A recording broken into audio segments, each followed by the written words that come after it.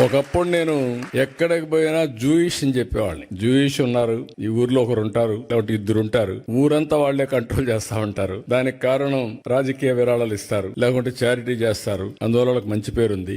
మీరు ఎప్పుడైనా ఒక రోజున వాళ్ళని క్రాస్ చేయాలని చెప్పేవాడిని. ఇప్పుడు ఐఎమ్ ప్రౌడ్ టు సే ప్రపంచం మొత్తం పర్ క్యాపిటల్ ఇన్కమ్ లో జూయిష్ కంటే ఎక్కువ ఇండియన్స్ కి వస్తా ఉంది. అందులో తెలుగు వాళ్ళు అగ్రస్థానంలో ఉన్నారు. ఇంకా వెల్త్ క్రియేషన్ లో ఇంకా ముందుకు పోవాలి, అది కూడా అవుతాం, నాకేం డౌట్ లేదు దాంట్లో. ఎందుకంటే జూయిష్ పాపులేషన్ అంతా 1,20,00,000, ఇండియా పాపులేషన్ 145 కోట్లు. ఇప్పటికి తెలుగు వాళ్ళ పాపులేషన్ 10 కోట్లు. తెలుగు వాళ్ళు ఒక 3-4 కోట్లు ప్రపంచం అంతా వెళ్ళిపోతే ఒక 2 కోట్లు ఇంకా మీరు ప్రపంచాన్ని అంతా మీరే దున్నేస్తారు.